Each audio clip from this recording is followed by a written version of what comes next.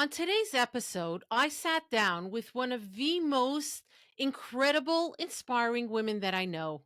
Aliza Bulow is an author, educator, and mentor to Jewish women around the world. She is also the founder of CORE, an amazing organization that connects women who engage in klal work. Aliza has a fascinating life story. Today's episode, however, is not about her story, so I'll not be talking about it. There are other podcasts where she speaks about her life, and it is worth listening to. Today, Aliza talks about the three P's: passion, patience, and perseverance, and how they are interconnected and help us reach our goals. She also talks about how to tap into our personal tafkid in this world and what it means to be a Jewish woman.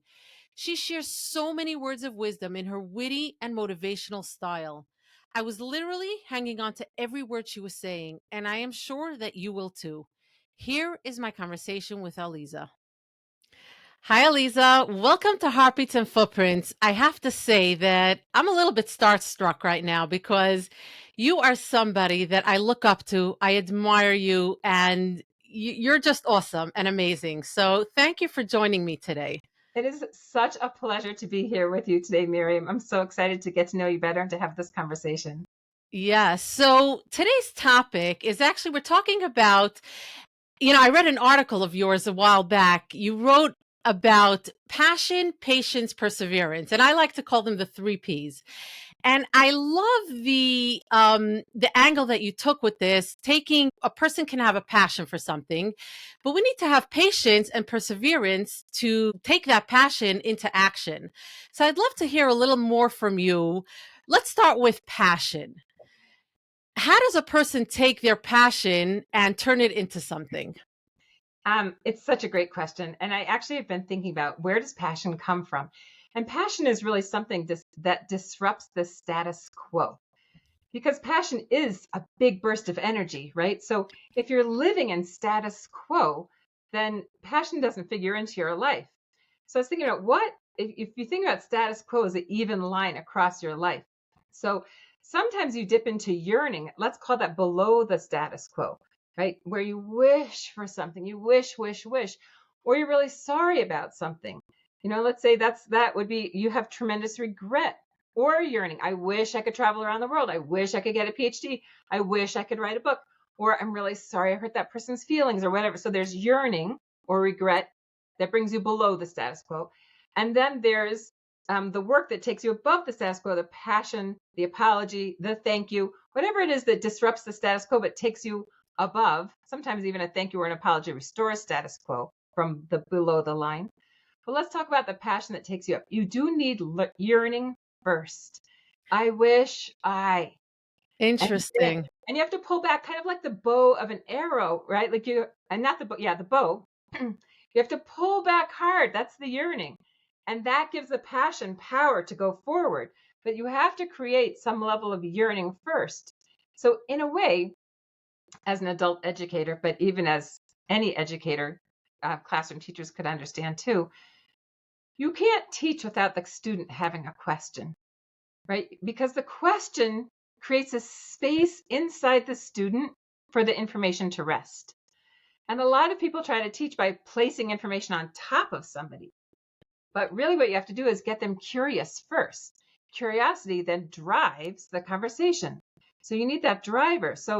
But you want that curiosity or that yearning, and yearning is really a type of curiosity, right? Or curiosity is a type of, like, I want to know the answer to this. Tell me the answer. I love how you're connecting that. I never thought of it in this way. That's really brilliant.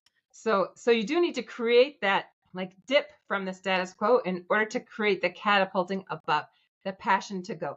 So thinking about a classroom, right? So you want to get, I know it's election season, right? So you want to get the students interested in, what are the three branches of government? Now, it's super boring if you stand there and say the three branches of government are, and the presidential, executive branch, blah, blah, blah, right? But if you create the class election and you divide the class into two different parties and you make it fun so that people are wondering, like, how does this system work? And who is going to win in our class, right? So then you create some energy around it. So And hopefully, if you've done it right, let's just say, so as that middle school teacher, so then one person really wants to be the president of the class and they have some passion to like think about their campaign posters and their flyers and their meetings and there's a lot of energy there and they want to win and that drives them forward. So So you're creating the energy in let's say the student or whoever it is, and that energy turns into the yearning. Uh, no, so the educator creates the yearning. The energy creates the curiosity, which creates the yearning, and the yearning can turn into passion if you actually want to bring it somewhere. That's what it is.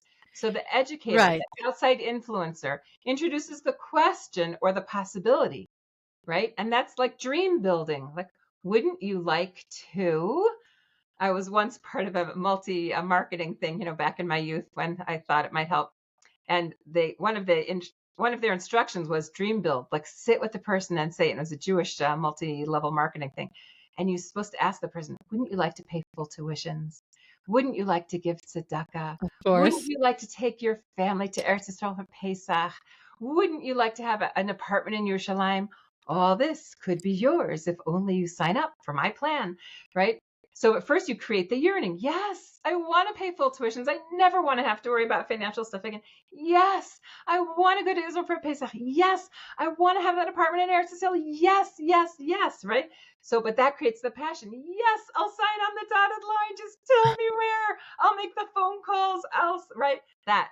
So you want to create the passion. So, but you create the yearning first, which brings you to passion. So that's what we have to Yeah. think about in our own lives. What's the interplay between yearning and passion? How do we navigate that or flip the yearning into passion? Right. So I love that you're saying that, but the examples that you were giving are with external stimuli. What if a person doesn't have that and they need to like stimulate themselves to turn the yearning into passion or to even stimulate themselves to have yearning? Right. So I'm saying that. So the yearning can be stimulated from outside things, but the yearning to passion can only be an internal process, only. So it's only something you can do. It's only once you get up and say, yes, I saw this and I want that. I want to do that. I just heard a shiur somebody gave. I wish I knew Torah like that person. So wish is the first piece, but Wish is the yearning. the wish is the yearning. But once you set a goal is a wish or a dream with a deadline, right? Once you set that goal, then you say, okay, this year. So first, a lot of people take their passion and they want everything all at once, right? I want to know all of Tanakh with the Rashi and some other stuff too, because I want to be able to quote like that person. I want to be able to like integrate it. I want to know all the stories. I never want to wonder when somebody says Zerubbabel, I want to know who that is and where they were in history, right? So, or whatever it is. Yeah. So I want to know how all the Tehillim Lincoln with David Melech's life. I want to know that. Why should I ever wonder when it says this? He was in the cave. Which cave was that? Where was that? What part of his story? Right? I don't ever want to have to wonder. I want to know it, and I want to know it now. Okay, so that's the lack of patience that I would have. I want to know it, and I want to know it now. So So I'll say, patience is the next step, right? So well, so we have the passion, and then what does it mean to have patience? And by the way, let me just say something. I love the examples that you're bringing because it shows what's on your mind. I love it. Like the learning and the yearning for that. It's amazing. Yeah. so so let's say, so first I have the passion. So I might say to myself, I'm going to learn the whole Tanakh this year, right? We're coming up to Rosh Hashanah, or any time that we set a goal, we might say this year I'm finally going to do it, cover to cover, all of Tanakh with the Rashi.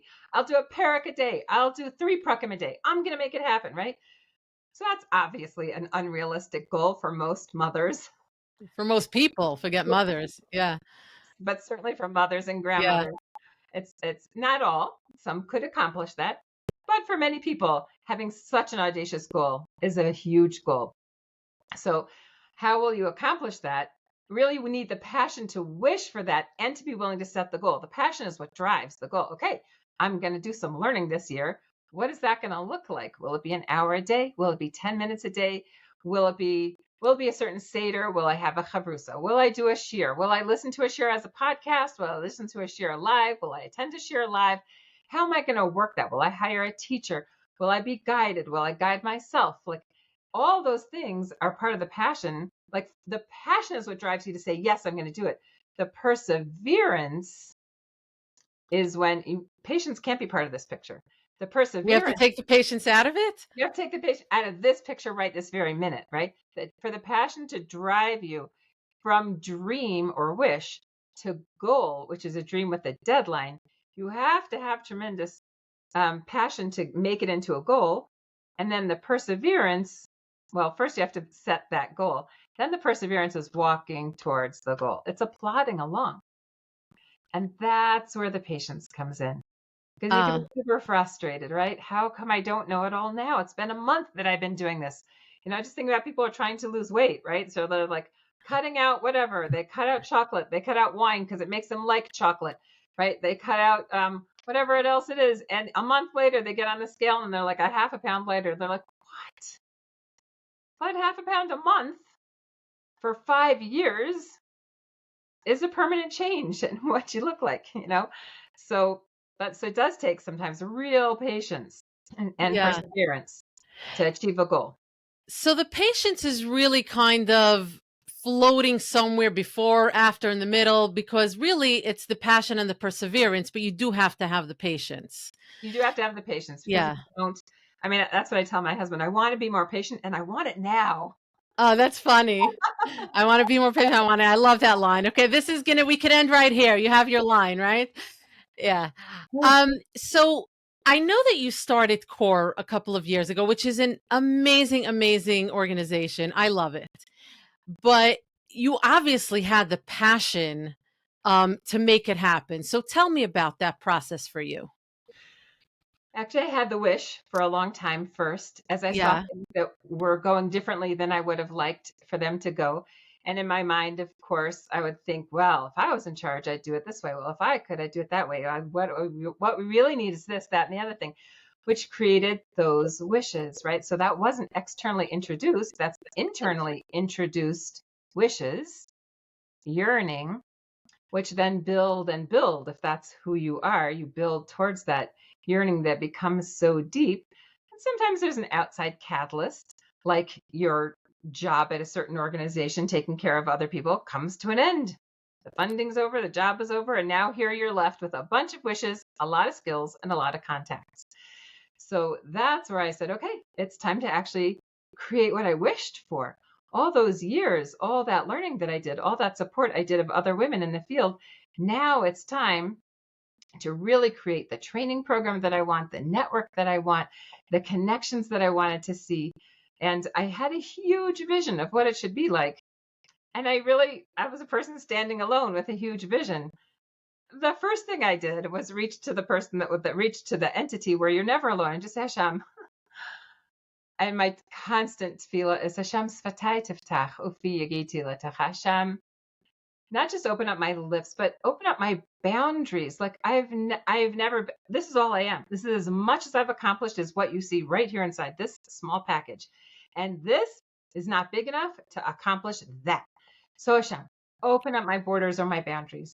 Please help me flow to places that I've never flowed to before. But please help that flow not be messy and all over the place and undirected. Please, please help me direct it towards your service, like the way it needs to go. Let's be partners in this. I want to create something amazing. I want to be your helper. Please make sure that I'm doing the work that you want me to do in the world, but let's get this done. Yeah. So I love that you said that, because really whatever a person's doing, we need Hashem in this. So this is a great lesson for anybody. Don't feel like you're walking or doing everything on your own. Hashem is your partner. So that's great. That's a great tip. if you make Hashem your partner, Yeah, that's what I'm saying. We have to make yeah, Hashem our partner. right. Exactly. We have to be Hashem's partner, but then we also have to make Hashem our partner, like in both, Yeah. right? We want to make sure we're always checking in. Am I doing the Ratzon Hashem? And so that's being Hashem's partner. And then we have to say, okay, Hashem, I want to do your Ratzon. And I feel like my kochos nefesh, my particular qualities that you've entrusted into me are driving me in this direction. Why do I want to do this instead of something else, right? It's because Hashem gave me those kochos nefesh and those curiosities. So now I say, okay, Hashem, I want to walk in the direction you're pushing me on. Please help me get there. I find it fascinating though that you actually took your Rutzone and your wish and turned it into something, because a lot of people, myself included, I have so much that I want to do.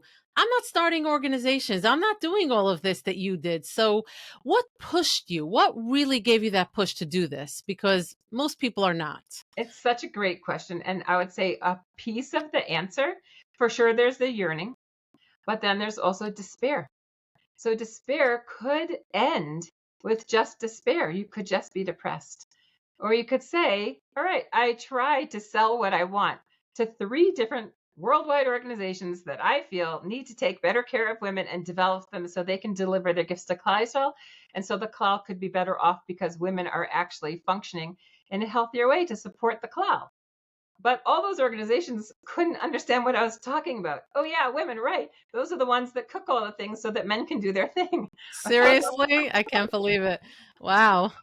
Or whatever. It would be some version of that, Yeah, that's but good.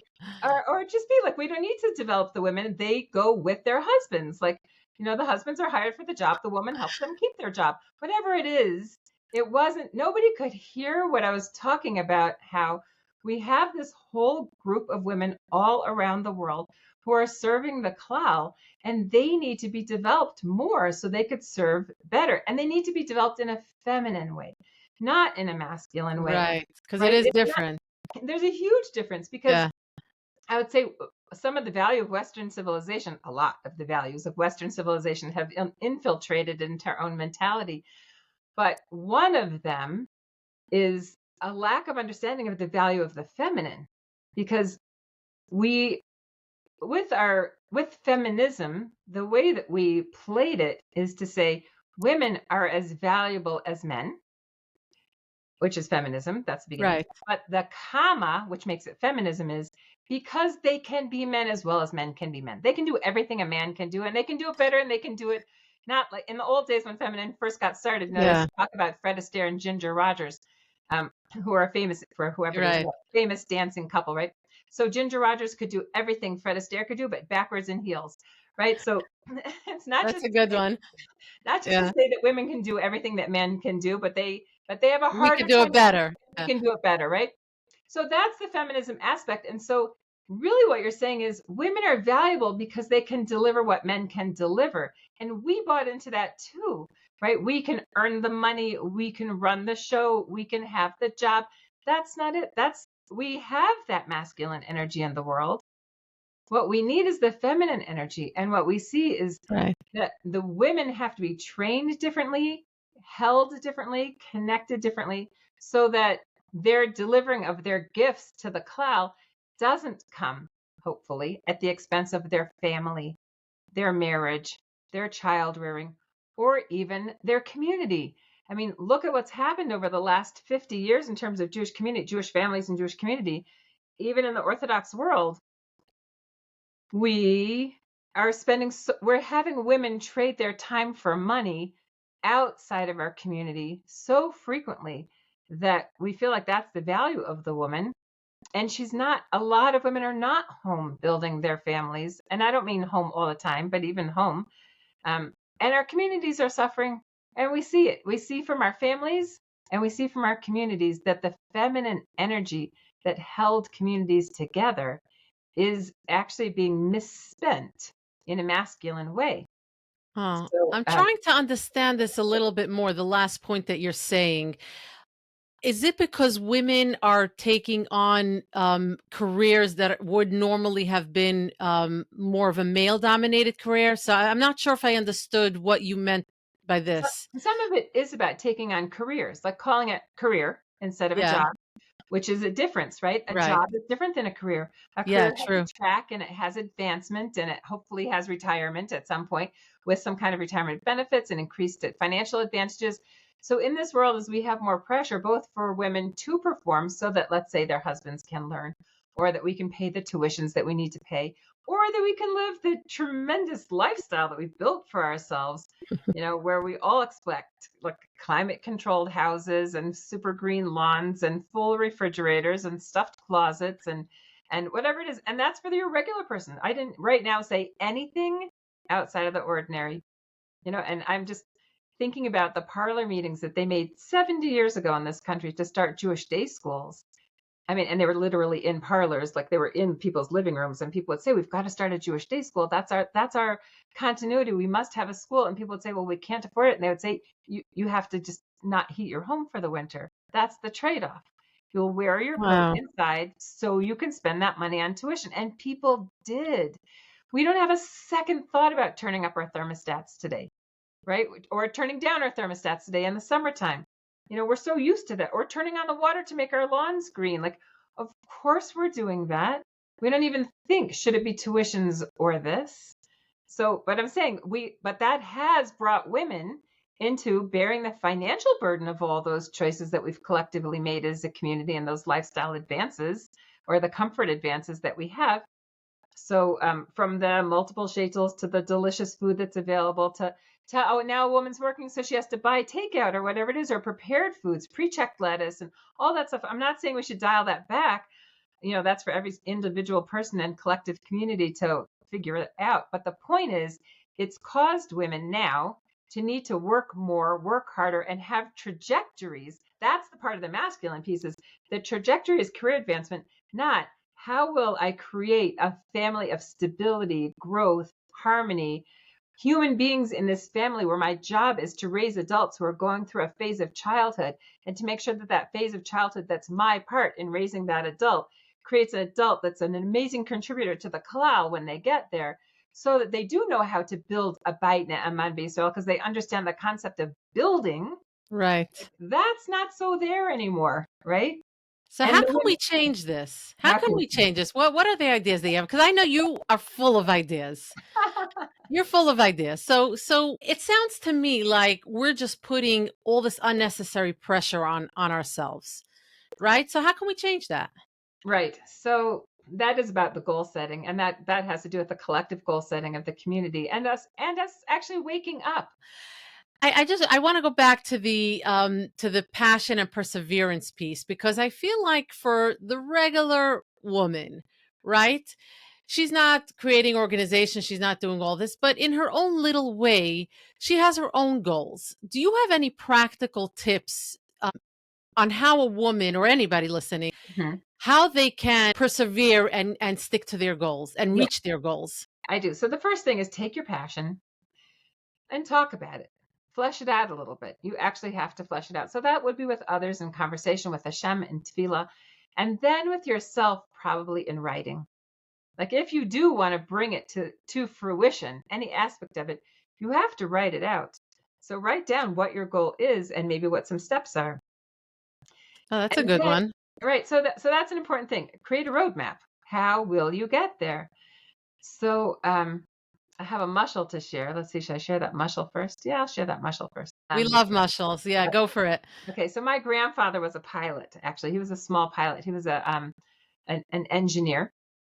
He was a sewage treatment plant engineer, which Ooh, meant that he had to fly from small city to small city as an engineer to help them with that. So he had a small plane and he flew around.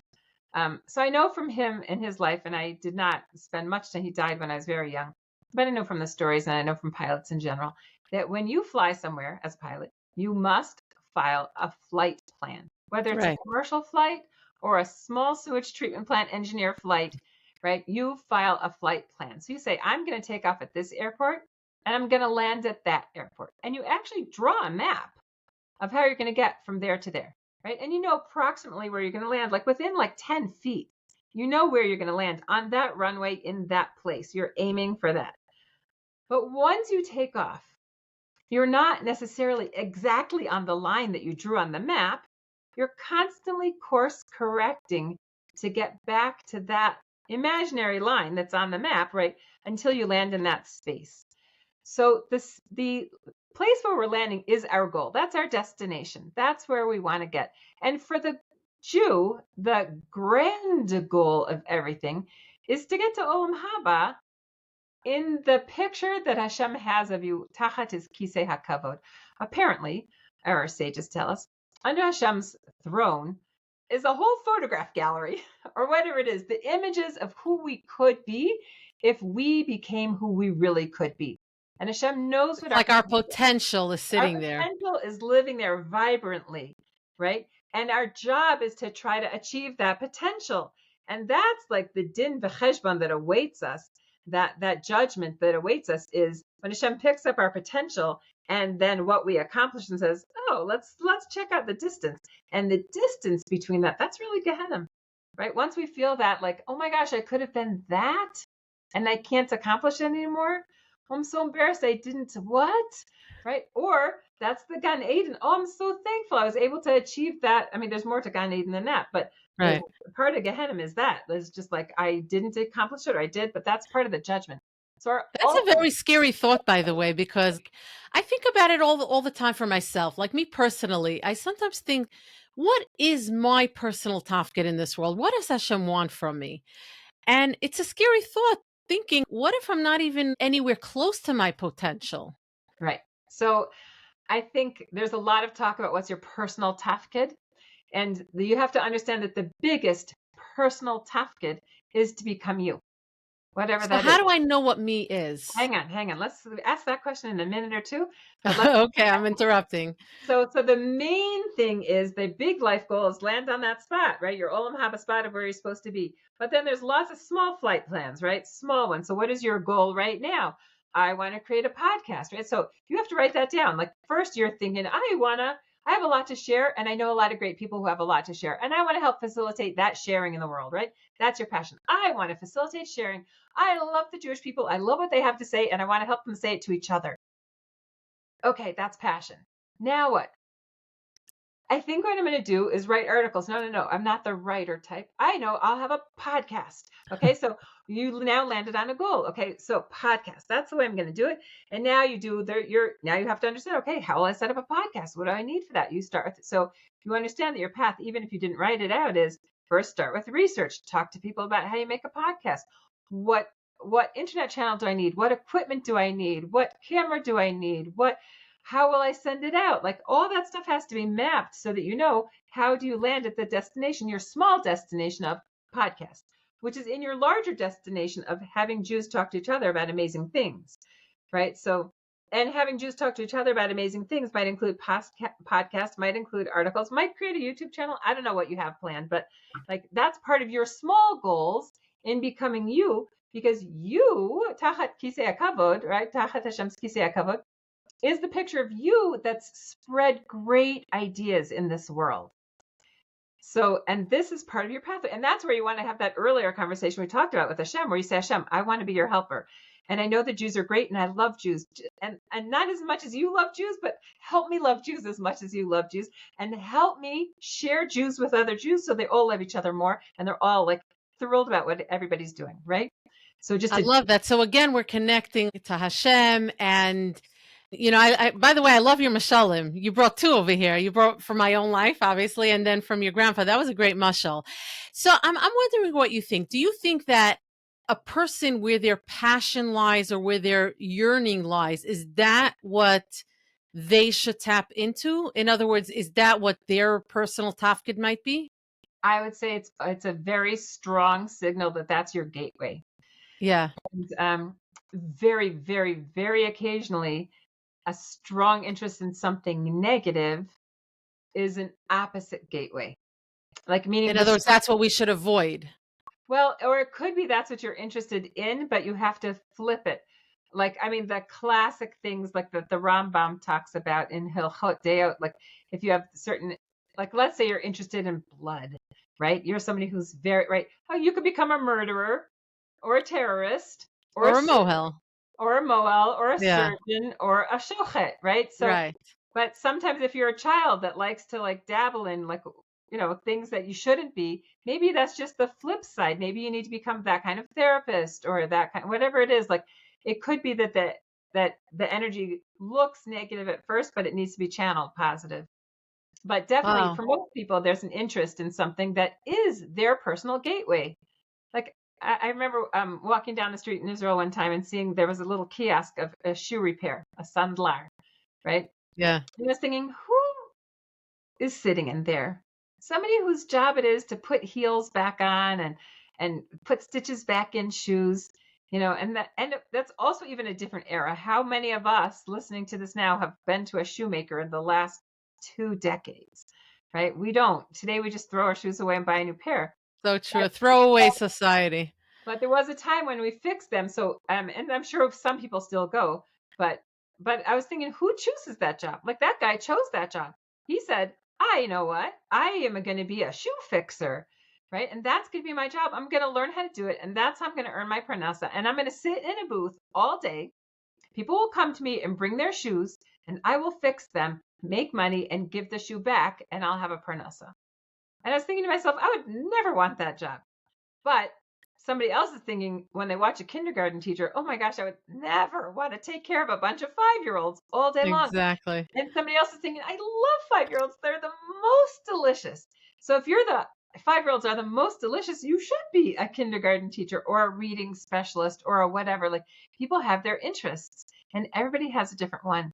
And it's a beautiful thing that we do because the world could never work if we all wanted to do the exact same thing. We all have to want to do something different so that we interact with each other in different ways. It's in a way, it goes back to that division between Adam and Chava, like that it was one whole human being at first. The initial Adam creature was Right. created B'Tselem Elohim, which is one. One thing that we know about Hashem is that Hashem is one and not multiples. So that initial human creature had to be created as one and then divided. So the division means I have missing parts. And I can only be filled in by somebody else's missing parts, which means I have parts you need and you have parts that I need, and I have empty spaces that you can fill and you have empty spaces that I could fill, or that as a whole society we fill each other's empty spaces. So It's so interesting that you said that because, usually people think of this like, complementing each other or filling in each other's missing parts as just a husband and wife. But you're bringing this like into the klal, like we all fill each other's part. I love that. yeah, That's very. I'm actually moved by it because I'm writing a book now, a book for dating, and so I wrote a lot about this part about how when you're dating, you're looking for somebody to fill in that missing piece of yours. But now you really made me think that it's not just husband and wife, it's the community. So now let me tie it into what you do. Your core is about communities of practice, right? So it's all about community. I'd love for you to tell us more about core yeah. actually. It is all about community. I'll tell you more about core in 1 second. I just want to Yeah. tell you that not only are husbands and wives supposed to fill each other in, Yeah. and then families, so your children, your siblings, your parents also have Right. gifts for you and you for them. Right. And then the community, but also the nations. Also the nations, You're saying the other nations. meaning we are part of an ecosystem of nations, and Hashem created all human beings on this planet. And part of the Geula energy is to understand that as Jews, our job is to be an orle, the other nations, right? It's yes, we have to be our own ecosystem and grow our own selves. But really, the ultimate goal is that we should shed a light that's so bright that we illuminate the pathways of the other nations to create a relationship with Hashem. Right. Not Right. that they have to be True. Jewish. They have their own pathway. But we're the ones who shine that light. That's why we're sort of like the firstborn in the family. I don't know if I'm a firstborn, but I don't I'm know a if middle child. the poor middle child. But Yeah. firstborns can be bossy, and they think they know best, and they think they know better than their parents very often. And as Jews, we think we know. Sometimes we think we know better than Hashem. That's the truth. Um, Yeah, unfortunately, right? sometimes we do. So that's why I started Core, because I do understand that we are in this special time of either Erev Geula or the beginning of Geula. And I that, hope it's the beginning of Geula. me too, me too. Done with the Yeah. Erev, into the beginning for sure. So if we're in the beginning of Geula, it means, well, anytime, but for sure now, it means we need every single Jew activated. And that's really, in a way, the premise of Kiruv. Let's get every Jew connected. Right. But I particularly at this point am looking at the currently observant community, the Orthodox community in all its breadth, and saying, look, we're the Jews who feel like we are connected, and many of us aren't. Yeah. How will we, who care about our whole Jewish journey and doing what's right in the world, how will we create the communities that make everybody who's in our communities, in our Orthodox communities, want to be a part of them. Because a lot of people are leaving those communities. We have an attrition rate that's unlike we've had in the past. It's very Not sad. unlike any time. And we definitely had an attrition rate in Poland that was pretty significant. But right now, it's really important that we try to figure out how do we get every single Jew in this project. And the way that we do that is by being so warm, so caring, so inspiring that everybody wants to be a part of the program, right? It's a plan of education and inspiring and illuminating so that if we shine enough light, we'll actually shine enough light that people see the clear path forward and they'll want to be part of it. So that's what I'm trying to do. That's what CORE is to take the women of Kleisfeld, support them enough that they can shine brightly enough that they start to create, or they are the core of homes and communities that are so deliciously warm, inspiring, connected, and inviting that everybody born into those families and communities wants to stay, and everybody else looks at them and says, "Oh my gosh, I totally want to be part of you. I want to join."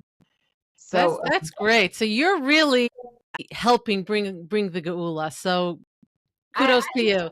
but it's not mostly me because none of us can do it alone. One voice alone in the wilderness will not change the planet.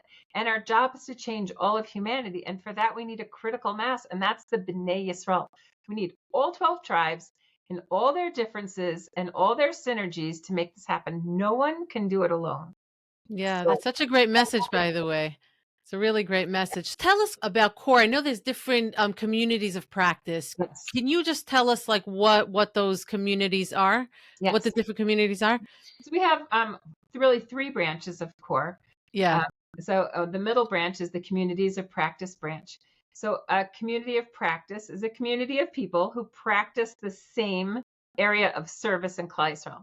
So Kala teachers is one area of service, or from doulas is one area of service, or shul rebbitzins, or Bikur Cholim heads, or Chaver Kadisha women, um, or people who care about teens and their emotional well-being in different communities around the world.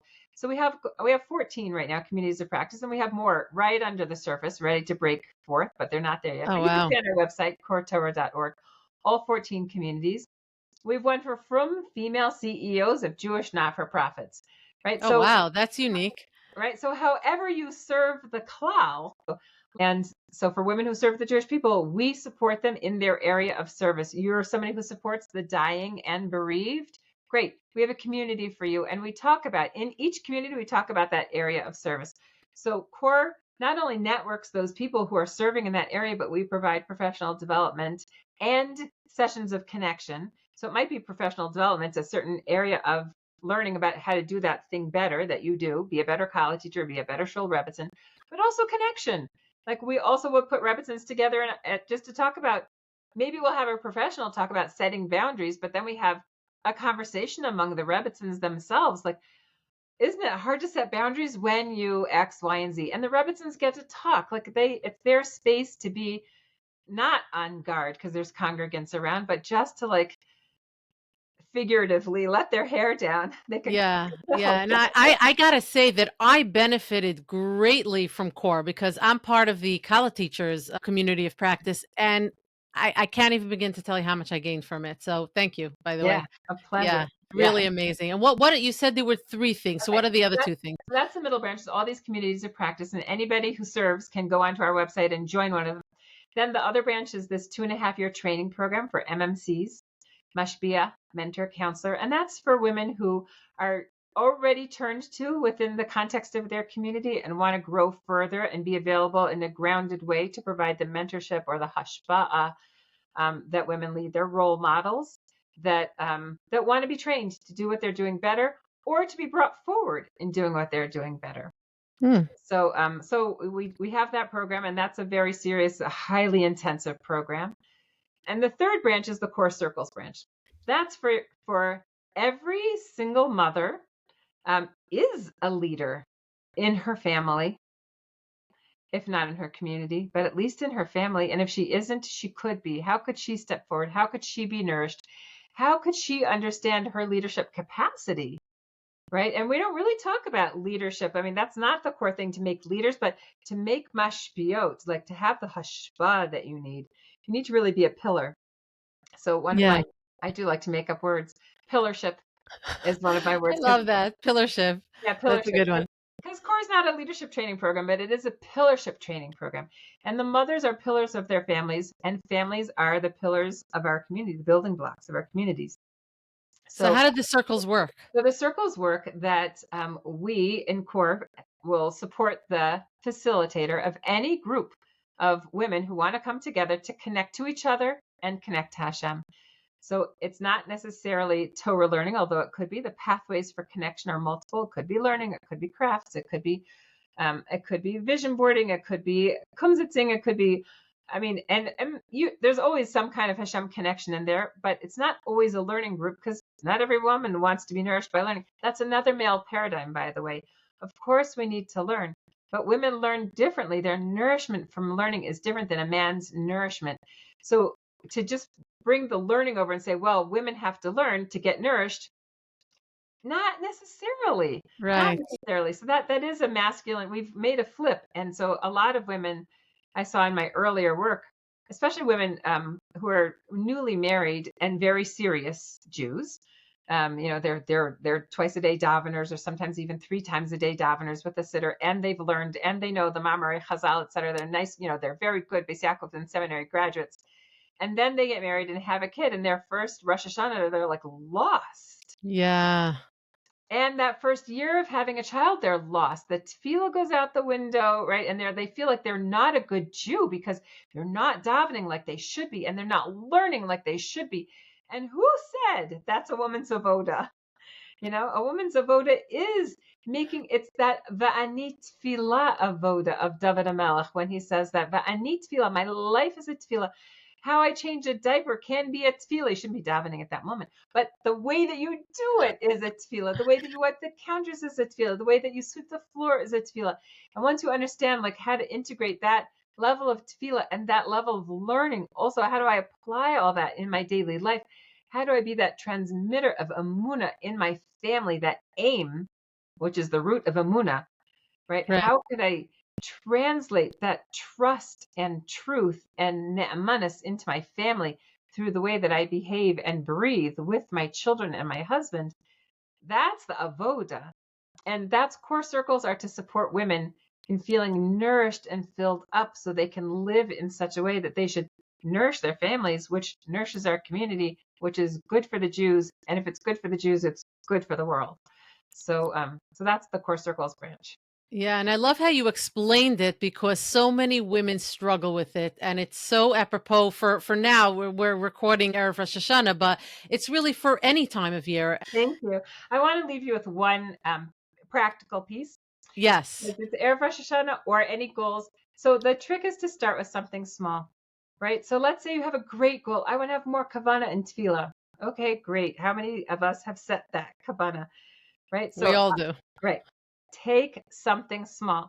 If you, for instance, stand still for Asher Yetzar. And that's it. You don't even say, I'm going to have kavana. You just say, I'm going to stand still. Measurable, accomplishable, small, even if it's once a day, but it could be every time that you say Asher Yetzar. I personally, for the protection of a certain hostage, I stand still. He should come home soon. Evyatar Ben Galia should come home soon to his family. So instead of setting the hugest goal, which we should have a huge goal, but make one clear, small, bite-sized, accomplishable thing that we could do towards that larger goal, but really make it bite-sized like that. Just stand still, or just whatever it is, say one bracha from a sitter once a day, whatever it is, but something accomplishable. Make one phone call a day towards starting your new organization, or look up one website a day towards starting your one thing that's accomplishable, and it really has a spill into accomplishing larger goals. Yeah, this is actually a very, very good tip. And it's like you said, it can work in any aspect of your life because, like they say, tafasta merubalo tafasta. If you try to do too much at once, it's gonna fizzle out. So bite size. This Right. this was really, really good advice. Thank you so much, Aliza. My pleasure. Yeah, and thanks for all your pieces of wisdom. I'm sure everybody is going to gain so much from this. Thank you so much. And we should all be written and sealed for a wonderful year. I hope you enjoyed hanging out with me today. I'd love to hear what stood out for you on today's episode. So email me at heartbeatsandfootprints@gmail.com with all your comments. And if this episode resonated with you, make sure to like, follow, and share it with someone who could use some inspiration. Remember, every heartbeat and every step you take brings you closer to the person you want to be. So until next time, keep moving forward and let's continue to grow together.